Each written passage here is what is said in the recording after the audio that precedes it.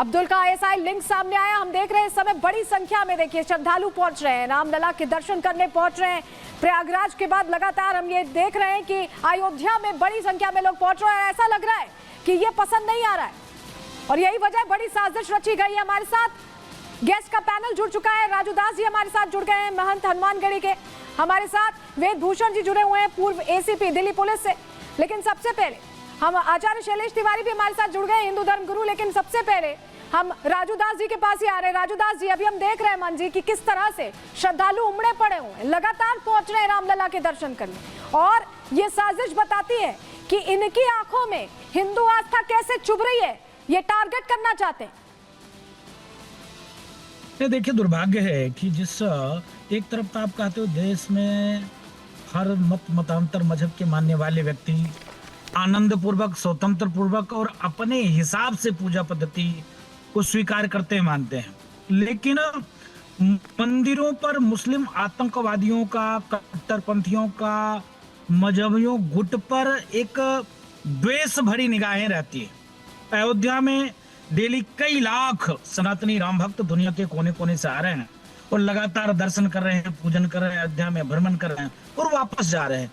ये चीज उनको अच्छा नहीं लगता है, जिसका परिणाम स्वरूप ये लोग ऐसे बर्ताव कर। देखिए, एक लोग संदिग्ध पकड़े भी गए। तो मुझको लगता है कि पूरे देश में मंदिरों की स्थिति इन लोगों ने बना के रखा है। मंदिर से इनको बहुत समस्या है, बहुत तकलीफ है। ठीक है मान जी, आपके पास हम वापस लौटेंगे। इस बीच एक और बड़ी जानकारी इसी से जुड़ी आपके सामने रख रहे हैं। आतंकी अब्दुल पर सूत्रों के वाले से बड़ा खुलासा हुआ है। दो और संदिग्ध अब्दुल के साथ जुड़ने वाले थे, ये जानकारी मिल रही है। 2 चीनी ग्रेनेड्स आतंकी के पास से मिले हैं। तो लगातार अब खुलासे हो रहे हैं आतंकी के पकड़े जाने के बाद। एसीपी वेद भूषण भी हमारे साथ जुड़े हुए हैं। वेद भूषण जी, जिस तरह यह खुलासा हुआ है, इससे इनकार नहीं किया जा सकता कि जब से राम मंदिर बना है, आईएसआई और कुछ इस तरह के आतंकी उनकी निगाहों में ये खटक रहा है। और यही वजह की बड़ी साजिश यहां करने की कोशिश की गई। और टारगेट पर सिर्फ राम मंदिर नहीं, बल्कि वो हिंदू आबादी है जो लगातार पहुंच रही है दर्शनों के लिए।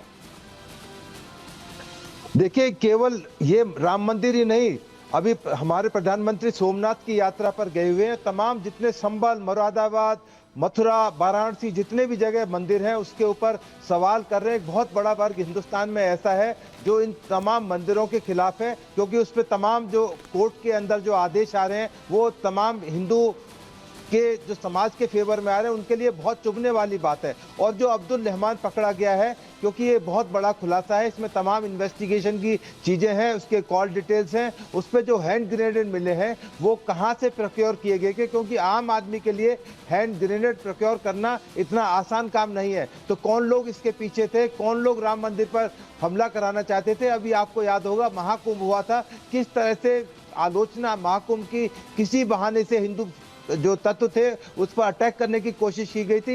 यहाँ तक कि अभी जो इन्वेस्टिगेशन में, हालांकि क्योंकि आप जिक्र कर रहे हैं कि अटैक महाकुंभ में भी करने की कोशिश की गई थी। और तब जब हमारे संत समाज के लोग ये कहते हैं कि विशेष समुदाय के लोगों की एंट्री नहीं होगी तो लोगों को दिक्कत होती है। लेकिन देखिए, लगातार इस तरह की खबरें सामने आती हैं जो बताती हैं कि कैसे साजिश रची जा रही है। आचार्य शैलेश तिवारी जी, ये बता रहा है कि जो आप लोग सोचते हैं कि नहीं होनी चाहिए एंट्री, क्या वाकई एंट्री नहीं होनी चाहिए?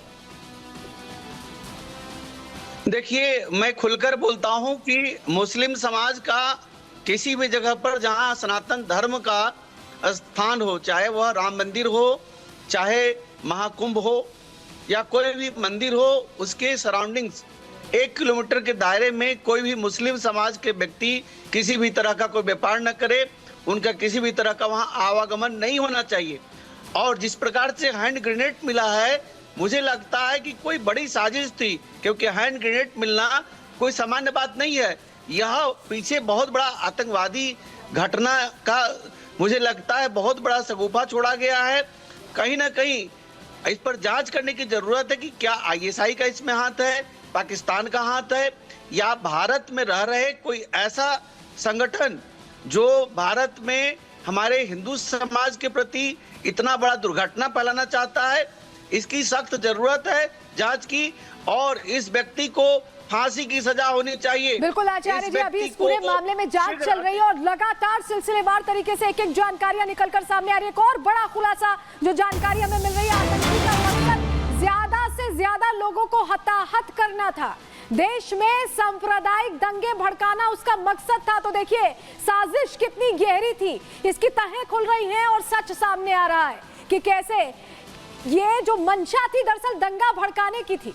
हमारे साथ लगातार जुड़ा हुआ विशेष पैनल वेद भूषण जी के पास जा रहे हैं, पूर्व एसीपी वेद भूषण जी। ये पूरा खुलासा ये बता रहा है कि दंगा भड़काने की साजिश थी, वहां पाकिस्तान में बैठकर यहाँ नफरत बोने की साजिश कर रहे हैं और यहाँ बहुत सारे ऐसे चेहरे हैं, सियासी चेहरे जो इसमें मदद भी करते हैं। बिल्कुल, देखिए जिस तरह से जमात का लिंक इसमें क्लियर नजर आ रहा है, आईएसआई का लिंक नजर आ रहा है। आपको याद होगा महाकुंभ के दौरान में कुछ ऐसे मुस्लिम लड़के पकड़े गए थे जो हिंदू नाम से वहां पर एंटर कर रहे थे, उनको उत्तर प्रदेश पुलिस ने पकड़ा, उनको इंट्रोगेशन की गई।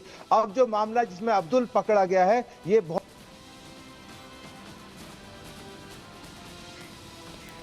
वेद भूषण जी आपके पास हम वापस लौटेंगे, तकनीकी कारणों से आपसे संपर्क नहीं हो पा रहा है, लेकिन महंत राजू दास भी लगातार हमारे साथ जुड़े हुए हैं। महंत जी, जिस तरह से घटना सामने आ रही है चिंता करने वाली बात है, क्योंकि सिर्फ अब्दुल ही नहीं है, बताया जा रहा है 2-3 और हैंडलर्स हैं जिससे संपर्क में था, यानी प्लानिंग बड़ी थी। और जब यह खुलासा होता है कि अयोध्या में दरअसल दंगा करवाने की साजिश थी, जो एक तरह से हिंदू मुस्लिम भाईचारा को तोड़ मचाने की साजिश थी। एक और बड़ी जानकारी इसी से जुड़ी आपको बताएं, आतंकी से बरामद हैंड ग्रेनेड को डिफ्यूज कर दिया गया है। 2 हैंड ग्रेनेड्स लेकर यह आतंकी तैयार था, बम निरोधक दस्ते ने हैंड ग्रेनेड को डिफ्यूज किया है, यानी बड़ी तैयारी के साथ यह आतंकी अब्दुल रहमान, जिसकी तस्वीर हम आपको दिखा रहे हैं, यह तैयारी के साथ अयोध्या पहुंचने वाला था और फरीदाबाद ये फैजाबाद से ट्रेन के जरिए जा रहा था, जो एक एक कर जानकारियां हमें मिल रही हैं। और 2 चाइनीज ग्रेनेड इसके पास थे जिन्हें अब डिफ्यूज कर दिया गया है। ये ट्रेन से ही जो हमें अपडेट मिल रहा है कि वे पहुंचने वाला था फैजाबाद अयोध्या, और इसको लेकर इनपुट्स मिले थे। गुजरात एटीएस और हरियाणा एसटीएफ ने इनपुट्स दिए थे। हमारे साथ लगातार पूर्व एसीपी जुड़े हुए हैं।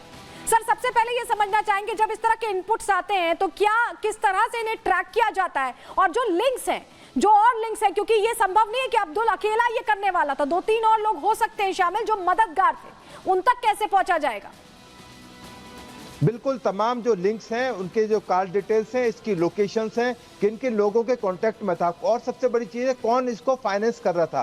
क्योंकि जैसे मैंने पहले बताया कि हैंड ग्रेनेड प्रोक्योर करना एक आम आदमी के बस की बात नहीं है, उसके पीछे बहुत बड़े एलिमेंट्स हैं जो जुड़े हुए हैं। हालांकि रमजान का दिन चल रहा है, लोग कहते हैं रमजान के अंदर ऐसी एक्टिविटीज नहीं होती हैं, परंतु कुछ लोग इतने ज्यादा मिल्कीपुर की जो, हालांकि इलेक्शन का पार्टीज का सब्जेक्ट है, मिल्कीपुर के हार के बाद चूंकि फैजाबाद के अंदर जहां पर पहले समाजवादी पार्टी के नेता जीते थे, उनकी जो निगाह में खटक रहा है कि किस तरह से मिल्कीपुर के अंदर किस तरह से जो भारतीय जनता पार्टी का एक नेता चुनकर आ गए। तो तमाम जो तत्व है, तमाम इन्वेस्टिगेशन का सब्जेक्ट है कि कौन लोग इस घटना के पीछे थे और क्यों।